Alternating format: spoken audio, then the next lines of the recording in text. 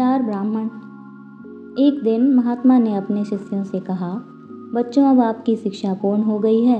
अब आप देश विदेश में कहीं भी जाकर अपनी शिक्षा का लोगों में प्रचार प्रसार कर सकते हैं। यह बात सुनकर सभी शिष्य काफ़ी खुश हुए।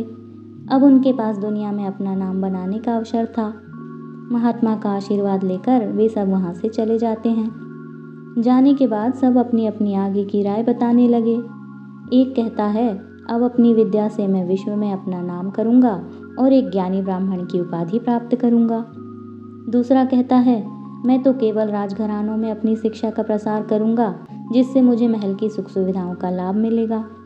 तीसरा कहता है, मैं भी अपनी शिक्षा से ऐसा ही कुछ करने के लिए उत्सुक हूँ। चौथा ब्राह्मण अभी शिक्षा में परिपूर्ण नहीं था।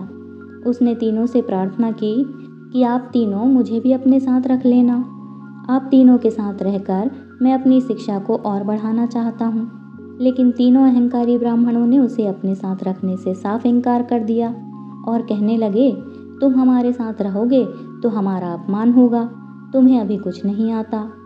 तब चौथे ब्राह्मण ने हाथ जोड़कर उनसे कहा, आप मुझे अपने साथ मत रखो, किंतु एक नौकर के रूप में तो रख सकते हो। नौकर के नाम से वे खुश हो गए और उसे अपने साथ रखने को तैयार हो गए। चलते चलते वे एक जंगल में पहुंचे, जहां उन्होंने देखा कि मृत जानवर की हड्डियां रास्ते में पड़ी हुई हैं।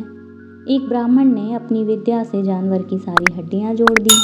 दूसरे ने अपनी विद्या दिखाते हुए हड्डियों में मांस और चमड़ी लगा दी। अब तीसरा ब्राह्मण अहंकारी भाव से बोला, भला ये भी कोई विद्या है?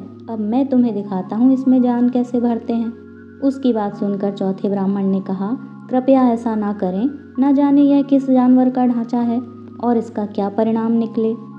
तीनों ब्राह्मणों को उसके इस कथन पर बड़ा गुस्सा आया और उन्होंने कहा, एक नौकर को ज्ञानियों के बीच में बोलने की आज्ञा नहीं है। जैसे ही वह ब्राह्मण जानवर में जान फूंकने के लिए मंत्र पढ़ता, चौथा ब्राह्मण भागकर पेड़ पर चढ़ जाता है। जब उन्होंने जानवर में जान फूंकी तो उन्होंने देखा वह एक घातक शेर था जो काफ़ी गुस्से में था। अपना गुस्सा और भूख मिटाने के लिए उसने तीनों ब्राह्मणों को अपना शिकार बना लिया।